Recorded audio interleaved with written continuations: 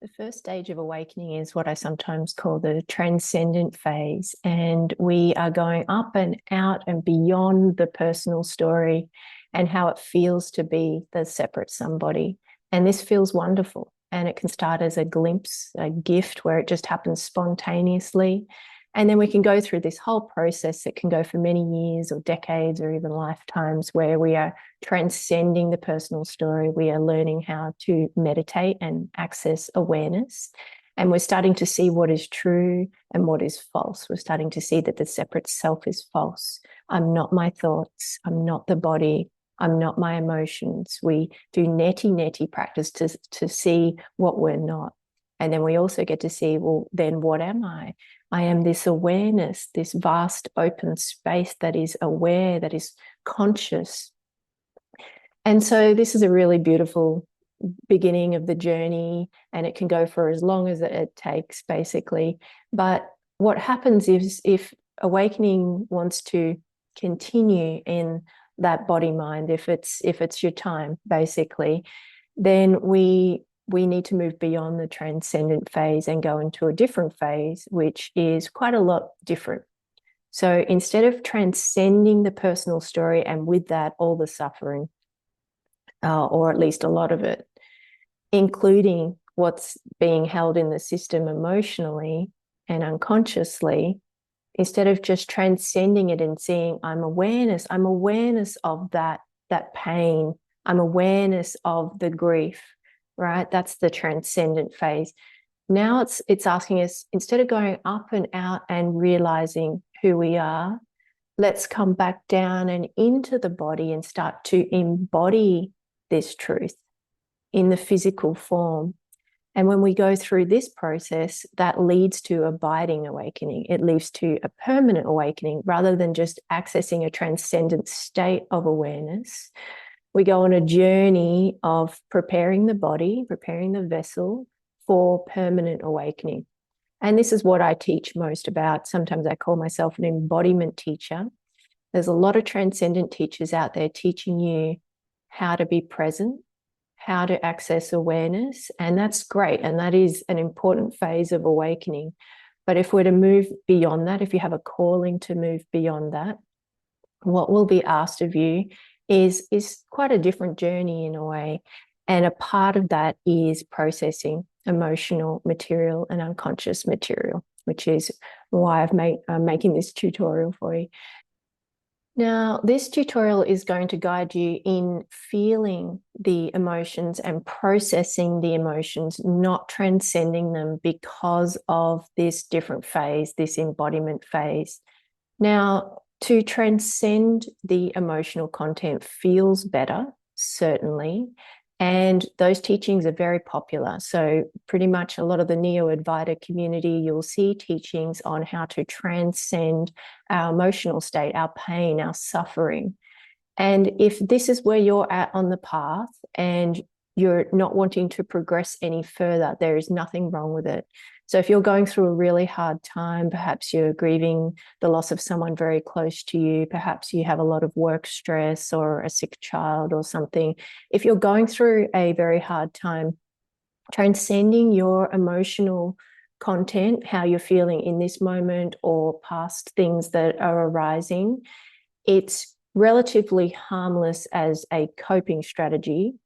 It is a form of spiritual bypassing because it prevents you from progressing with awakening. But if you're using it wisely, if you're using it to manage a difficult time in your life, it's a pretty good way to cope.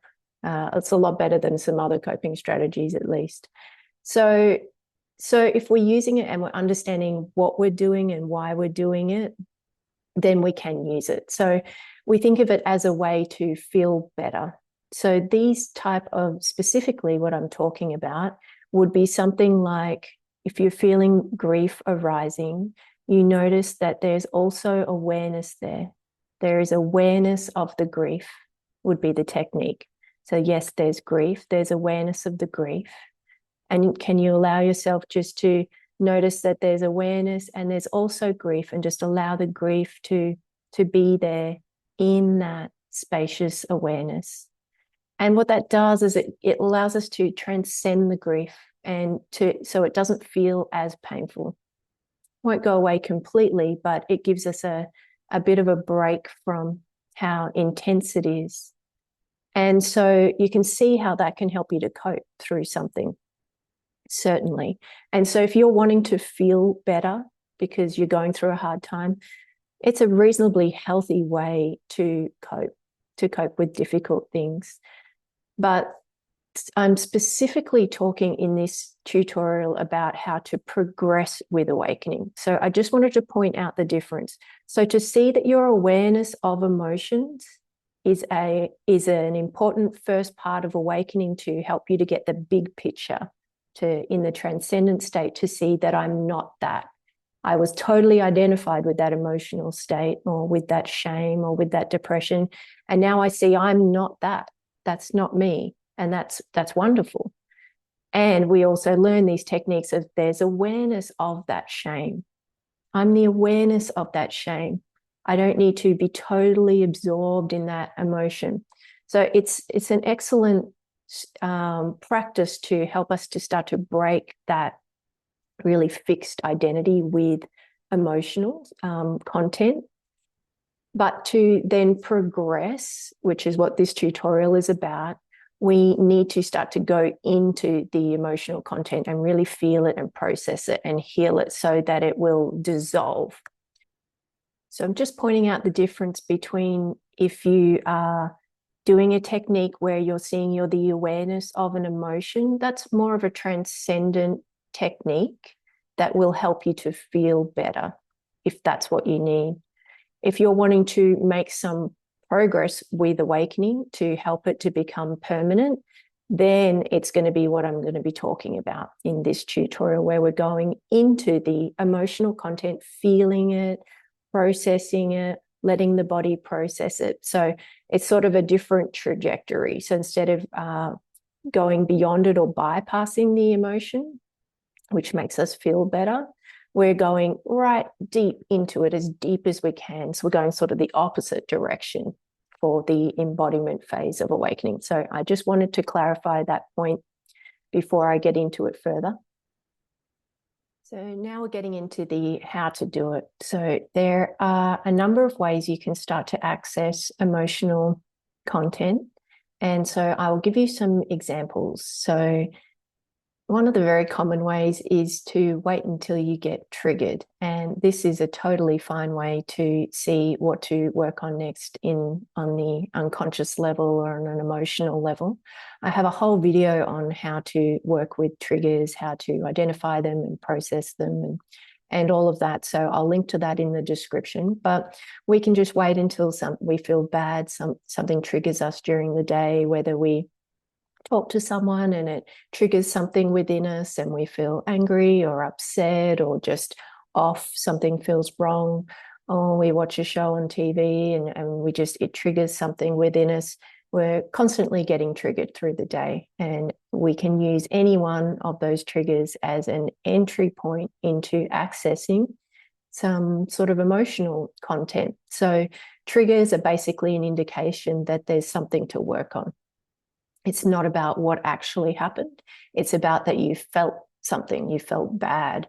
And so you can use the specific thing that happened to examine, why did that trigger you specifically? What was it about what that person said, or what was it about that thought that you had that triggered something? And then use that as like the portal or the gateway into going into an emotional process. So I have a theory that if you get triggered because of whatever reason, that is a wound or an identity or a belief that is ready to be let go of, at least to some degree, to some depth. And that's why that trigger happened. That's why that event happened that caused the trigger, because it's ready. It wants attention. It wants to be released from the system. Another way that we can start to access the emotional material is to just go into a semi-meditative state. So as soon as we sort of sit still and we just rest, we can start to notice what's already in the system.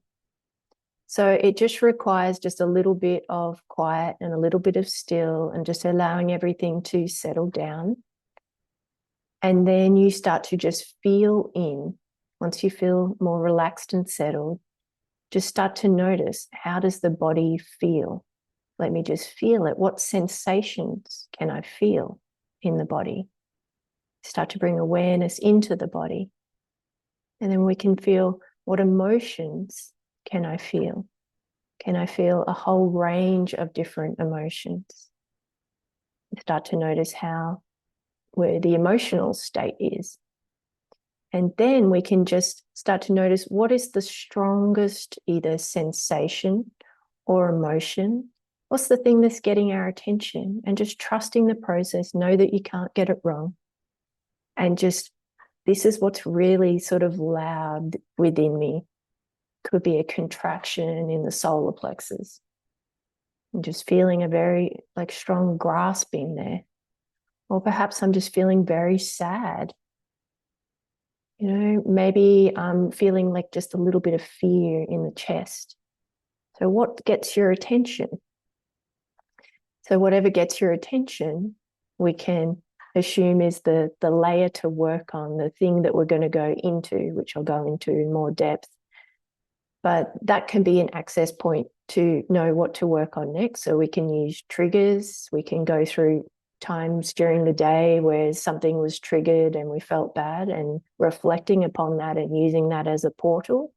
Or we can just tune into the body and the emotional state. Just, how does it feel right now? What's getting my attention? That's the next layer. So both of those ways will work. Another way is to go into a meditative state and then just notice, bring the attention to the heart center and just feel like the breath going in and out of the heart. Just notice it. Now, when we do this, we're sort of breathing through the heart space. We're opening up that chakra, and all of the emotional content that's stored in the heart center, which is a lot to do with grief and loss and sadness and heartbreak, a lot of heart-based stuff, which makes sense. And so if we're wanting to access something along those lines, to do with love, to do with loss, to meditate, just bring the awareness into the heart space and just notice it going in and out. And you'll likely start to notice that something will start to arise, whether that is an emotion. Perhaps you start to feel some grief or pain. Perhaps you just start to feel some pressure in the chest.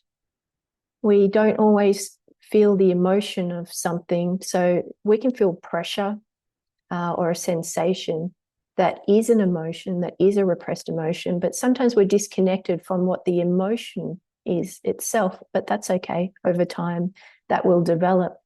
But it's more common for people that are starting out with this to feel the sensation. So it's like, I feel a tightening, I feel a pressure, I feel a shaking or a quivering, feel a contraction. That is easier to access for a lot of people than the actual emotion. But know that very often they are actual emotions. You've just not quite able yet to realize what emotion that is, and that will come with time with doing this practice. So again, we're talking about the different entry points into accessing emotional work. So we can rest attention on the heart center if we're wanting to work on things to do with love. And that's very likely, if we just breathe into that center, to activate some pain to do with heartbreak or something to do with love, beliefs to do with love. If we want to access wounds, identities, patterns, karmic patterns, to do more with survival, to do more with self-preservation and money and worldly things and things that had happened in childhood where we weren't safe. So safety, survival, that type of thing, to place that attention when you meditate on the hara, which is about that much below the belly button and just like a couple of inches below. And if you just place your attention on that area and you breathe in and out through there, imagine it breathing like a lung. And so you're breathing very deeply into the belly. That is very activating if you rest your attention there and breathe through that area of bringing up things to do with safety and money and trying to survive in the world. So that's a few little hacks, a few little tricks on how to access. Usually in the heart center, it's to do with love and loss. To do in the hara, it's to do with survival and self-preservation and safety. So if you're wanting to work on one of those areas specifically, it's likely to be hiding out in one of those areas and can get activated by just breathing through that area and then allowing the pattern to arise. But that's probably enough different ways to help you to access it. And now I'm going to go into what you do when you do start to access some emotional content. As we're starting to access the emotional content, it could arise in different ways. It could feel like an emotion such as anger or fear or sadness. It could feel like a contraction or a sensation in the body. It could be a memory, often of childhood, that will come back to you, or just an intuition of a thing that happened. It doesn't necessarily have to be a memory, more just a feeling or a vibe of something. We can just get an intuitive hit for what this is about. Like we could feel a contraction and just know, particularly once we get good at this and we've been doing it for a while, we get efficient at it and we start to just know, I know this, it feels familiar. This is the mother wound. This is that time I got bullied as a child. The patterns start to become familiar to us. So sometimes we just know intuitively. But there's all different ways it can arise. It doesn't really matter how it's playing out for us. It's more about going deeper into it. So whether we're getting a memory, whether we're getting an intense emotion, what we're wanting to do is to relax into that and try not to push it away. So we may have many avoidance strategies that are already hooked up and operating quite unconsciously and automatically to help protect us from feeling this deep and painful stuff. So the mind has thought that it was its job to, and it sort of was its job to help the organism survive through avoiding feeling these painful things. But unfortunately, those strategies will, although they make you feel better, they'll not help you with having a permanent awakening, because you need to be able to go into this content. And so we have to work through this period of time where for some people it can be challenging to start to access this content, because it's like as you start to access it, you can feel like it goes numb or it slips away or it disappears. Now, some people can interpret that for, is it gone? Have I healed it? And I would say very unlikely, unless you've done some sort of emotional process with it, probably multiple times over, not even just once. It's likely that you have, the mind has activated some sort of strategy to help you to not feel it. And so this can be frustrating if we know that the way forward is to feel these things, but the mind is blocking it from us. So know that it is very common, that with some persistence you can get over this hurdle, but it does take some time for some people. And some people do need help with this stage, is if they really cannot get past this themselves through really working on it and trying to work around really having a willingness to go into the pain and telling yourself, it's okay, I'm safe, it's all right, I want to feel this, I want to know what grief feels like, I don't want it to be repressed anymore, I want to feel this anxiety, I don't want to repress it anymore. That willingness can get a lot of people over that line with a little bit of persistence and then help you to go deeper into these emotions. But some people, they're just blocked in this way. That protection mechanism of mind is very strong. Perhaps there was a lot of early childhood trauma there, or something really bad that happened in life that created that block and that way of the mind coping. And it's okay that it's there, but it does need to let go if awakening is to progress. And so it just means that you might need to seek help from a therapist that knows how to help you to have a breakthrough in this particular way. So if you have no access to emotions, like it's very, very numb or very little, and you're not able to do what I've said up to this point, you're not really able to feel anything, it feels totally numb, you feel totally dissociated from the body perhaps, or when every time you try to touch into something that it just slips away and it goes numb again and you don't feel like you're making any progress, they are all signs that you need help with this part of the process. And so that's going to be in therapy. It's going to be something along the lines of a trauma therapist, someone that works specifically on helping you to have this emotional breakthrough. Once you've had that breakthrough, then you can come back to this process and you'll find that it probably starts to work for you. But some people will get stuck at this phase because the mind is so strong in deflecting the pain that they can't get past to the next step. So if that's you, please go and get help and then come back to this, and then you'll see that it works. If you are finding that that's not applicable to you, you can work through the layers, and although there may be resistance, the mind may be fighting back a bit or it goes a bit numb from time to time. That's totally to be expected for most people. But if you find that you're just a little bit persistent, perhaps you work on it every day or every week and you're making some progress, then that's great. You can keep going. Now, what we're aiming for in this process is a deepening into that pattern, into that emotion, into that wound, into that trauma. So if it doesn't just automatically numb out and disappear, and you're finding that it actually intensifies, so perhaps we're talking about grief. So maybe you can just feel a tiny contraction in the chest for starters. And then you can recognize, I think this is grief. This feels like a really overwhelming loss. And maybe you don't know what it's connected to. Maybe you do.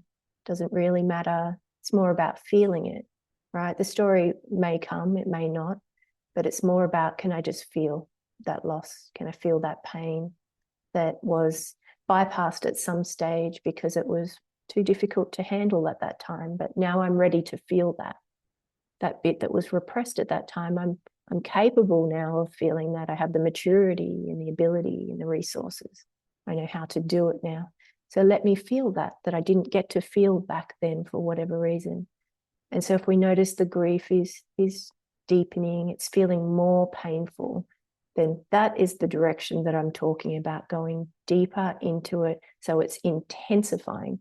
If it numbs out and disappears, then that's not the direction we're talking about. We're wanting it to intensify and get more painful, which feels perhaps counterintuitive for some people, but remember, we're going into the core of this pain. We're going into feeling it all the way through. And so there'll be lots of layers and it will be painful. Some of them, of course, many of it, this is a painful process, and why people don't want to do it, it's totally understandable, but it is the way forward with awakening if you're wanting the awakening to be permanent. We've got to feel all the stuff that we didn't feel in childhood or through life or even in past lives.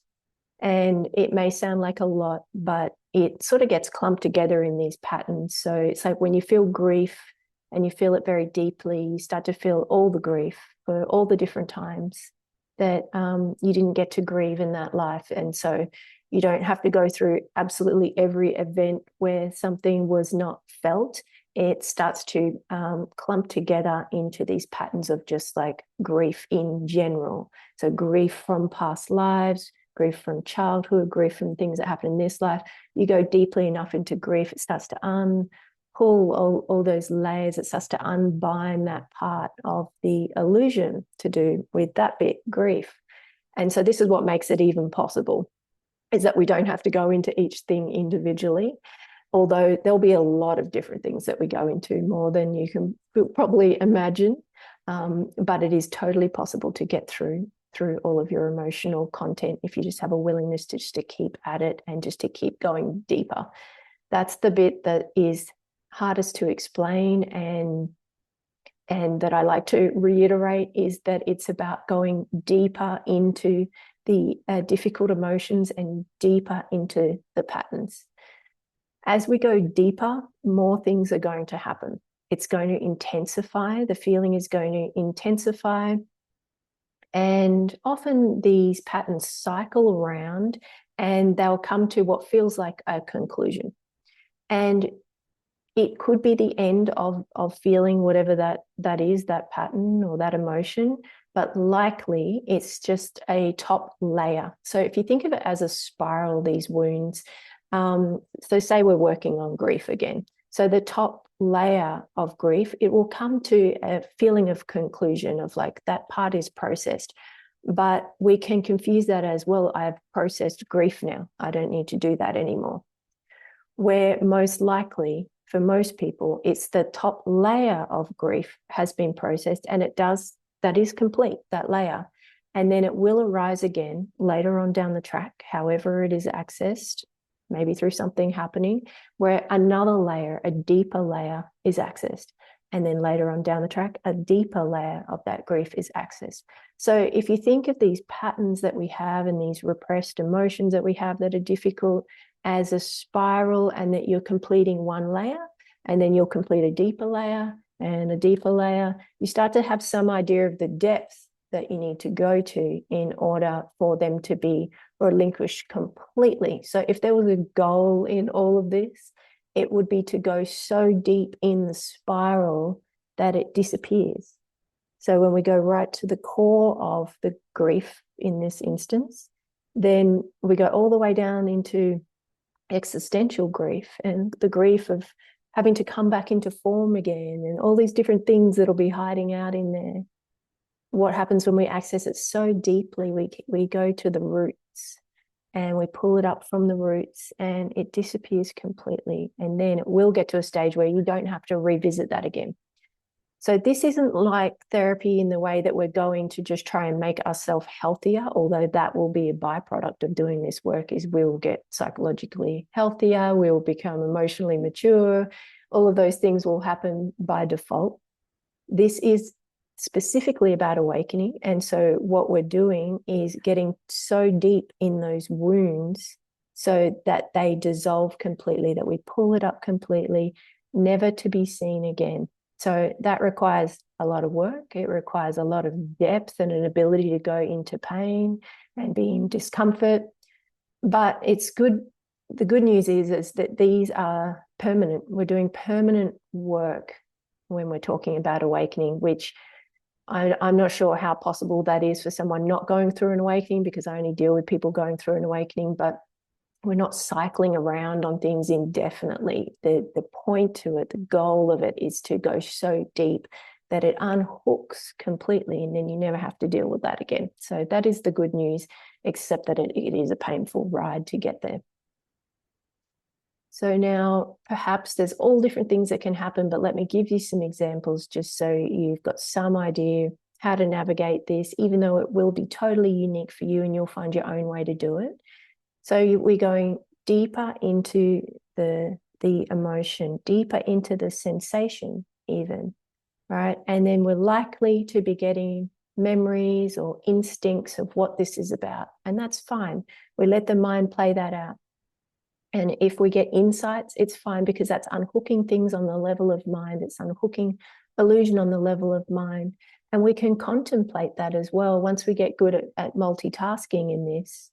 So I'd say the priority is to feel it more deeply. And when we're new to this, when we go to the mind and we start getting lost in the story again, it can bring us out of the emotion. So over time, you'll learn how to feel it and go deeply into the emotion and the sensation, and also see what the mind is illuminating about the pattern and unhook all of it all at once. But that takes a bit of practice. So initially prioritize just the feeling of it. When the mind, if you're getting lost in the story of the mind and all the information it's giving you about the pattern, you can just try to ignore it as best you can and just keep going back into the body and into the feeling. But how does it feel? Can I feel it more deeply? And then over time, you start to learn how to balance the both without slipping out of the emotion and the feeling of it. And so the mind will give you all kinds of wonderful information that you had no idea was hiding out in there. And we're really accessing unconscious material. And it is amazing. It is so interesting. It really is probably one of the most fascinating parts of awakening. Just what is hiding out in there, and just that you can access it through feeling. That's the portal to accessing the unconscious material of the mind. And so how this may go, it could very well turn into inner child work, which is extremely beneficial for awakening and for healing. And that is that you take your adult self, your self at this time that is more mature, and you become the parent for the child part of you at that time.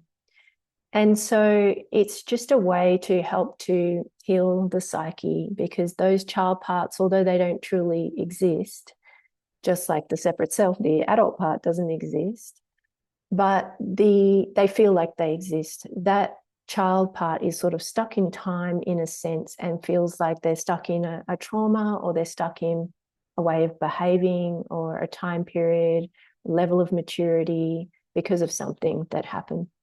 And so when we go back and we just have a connection, and with love, and with patience, we connect with that part of ourselves, and we can do wonderful work here in helping that part to release, that part of the psyche to unhook, that part of the illusion to unhook. But again, we don't want to come in here with non-dual truths, because that's very triggering for these child parts that do believe that they exist in that time period. So we don't want to say you don't exist. We don't want to say, we don't want that hard love approach, a non-dual approach. It's not going to be helpful, and those parts will just clamp down even harder. What we want is to meet them with compassion and love, and be the parent to that child part, and talk to them how you would talk to a child at that age. And you do your very best to try and build a relationship with all these parts that are feeling abandoned and lost. And you just explain to them, how the world really is, and how you'll be there for them, and you'll never leave them, and you give them the love that they need. But that's a whole different topic in a child work, so maybe I'll save that for another video. So yes, this emotional work could lead to a healing process of inner child work, very likely. It can also lead to expressing emotions, which is something that in the spiritual awakening world is not really talked about very often. But again, most people are talking about how to transcend emotions. So that's where I'm talking about how to actually heal them and get them out of the system is what I'm talking about. So we feel things very deeply, and we're making them very conscious in an embodied way, in a physical way.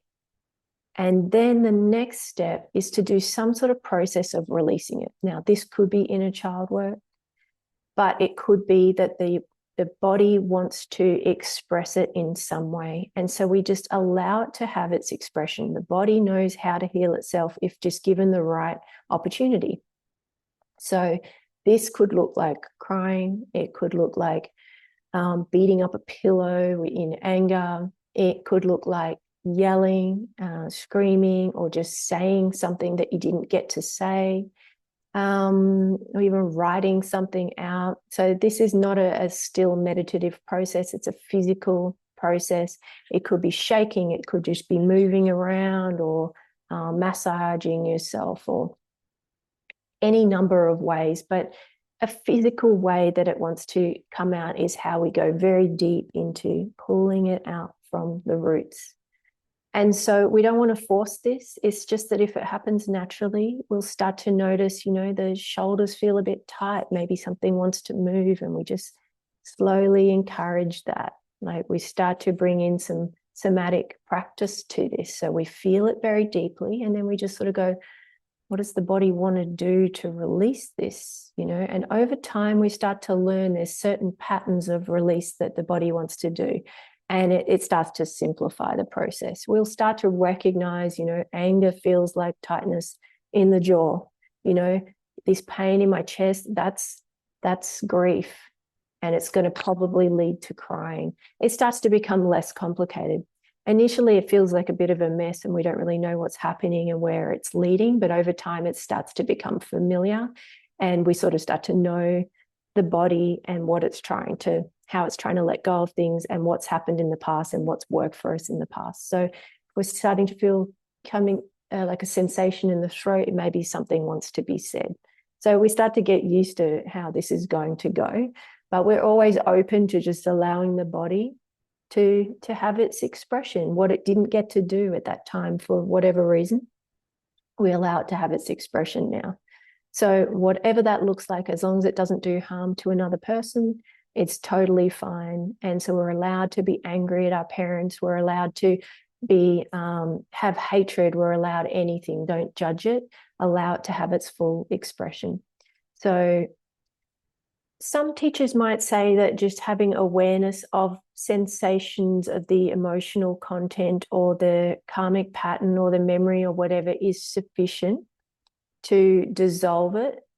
And I honestly don't know for sure whether that's true or not. I suspect it's not. I do know that having an emotional expression works. That much I know. Does just having awareness and noticing a pattern, is that enough to shift it completely to this depth that I talked about with the spiral? Is it enough? I suspect not. But perhaps it is enough, but maybe it just takes 30 years longer. Who knows? We can't really know for sure. There's no way to measure it. But I can tell you that going and having an emotional expression, a physical expression, it could be punching, it could be dancing, it could be anything, right? It could be running, right? Just having a way for it to express itself is a very efficient way, and it works.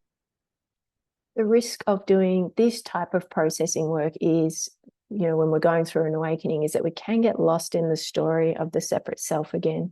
So I highly recommend to add a non-dual inquiry at the end of your little session that you're having with yourself when you're doing this type of work.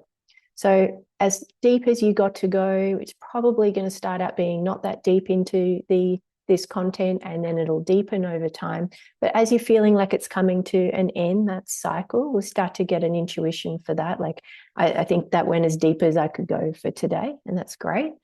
When that's starting to wrap up, then it's pretty safe to do a non-dual type inquiry at the end of it to sort of round things off and to help you to remember why you're actually doing it. Otherwise, it sort of just becomes more like therapy. And so it's not just about healing yourself and becoming a healthier version of yourself, although that certainly happens when we're going through an awakening. It's about deleting that. We're delete. That's what we're doing. We're deleting it so that this vessel can be empty so that awakening can stick. So it's a different reason why we're doing it.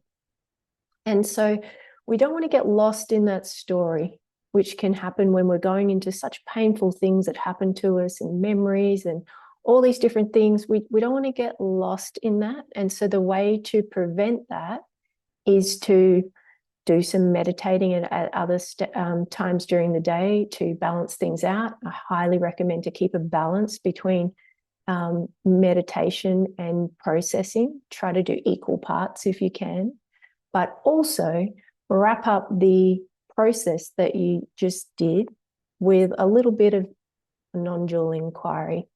So what that sounds like is basically pointing you or cutting you to the truth or reminding you why you're actually doing this. Now, if you try to do a non-dual inquiry at the beginning of your process, that's when we might say things like, well, is there really even an inner child there? Or maybe there's no person here that needs to heal. What happens if we start to do that at the beginning of a process is that we can bypass the process. We can use spiritual bypassing to not go deep enough or to not do the work that is being asked of us. And so I would strongly suggest you don't do any kind of non-dual inquiry at the beginning, particularly if you're prone to bypassing and trying to feel good. Keep it to the end. So you've gone as deep as you could, you've released, you've cried, you've done whatever you could, as deep as you could get through that layer. Then add an inquiry at the end. And it could be as simple as just pointing to what the truth is. So say you're working on a father wound, a difficult parent. You could say, is there truly a father there? Truly. What actually is he?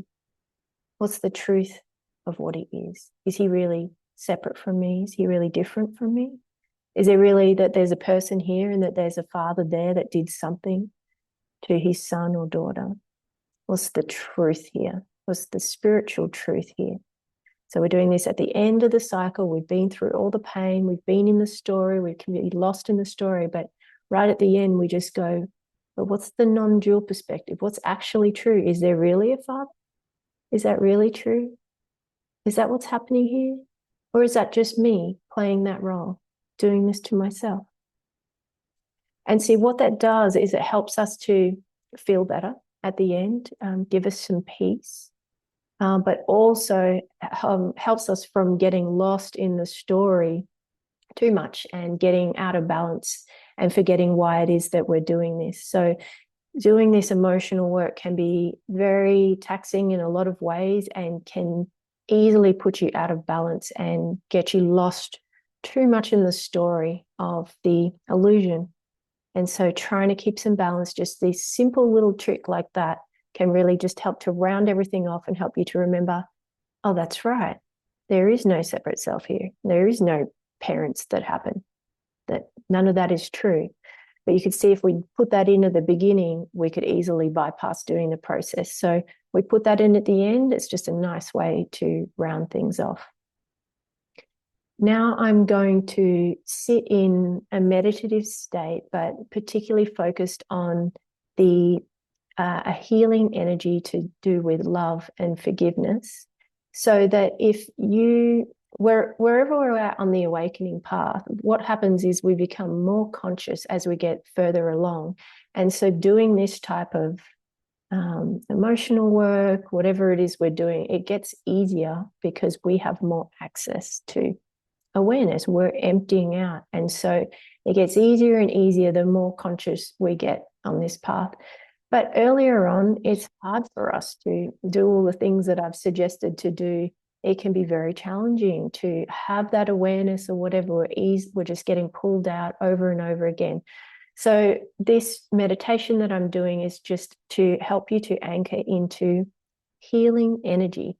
And so you can use it just to for healing, just to feel better, or you can use it as a way to help you to anchor into your emotional process if you're needing a little bit of assistance because of where you're at with awakening. Okay, I'll get started.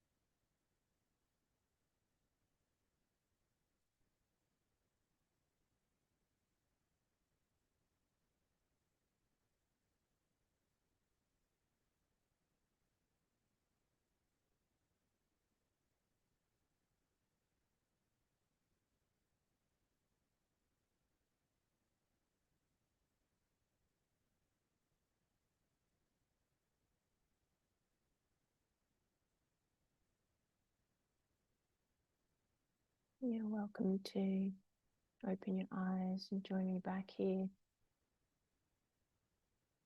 I hope you found that helpful. The reason why the focus on that healing or meditation was on love and forgiveness is because they're key components to helping with this process. And it's not forgiveness of others, although that can arise organically. It's not necessary for this healing part of awakening. It's a forgiveness of ourself and a love of ourself. And this helps to heal us. It helps to resolve parts of ourselves that feel unworthy and undeserving of healing and undeserving of awakening. And to resolve all of that is necessary so that we can keep progressing on this path. We don't want to have beliefs outstanding that we don't deserve to heal, that we don't deserve to feel happiness or be at peace or to be awake, because none of that is true. Regardless of what's happened to you and what you've done, all is forgiven because all of it is the one. Although we do need to heal and we do need to change our behaviors to get in alignment with truth, it is all welcome. We see that everything is the one and that everybody has equal right to remembering who they are and to healing, because there is only us. It is all us.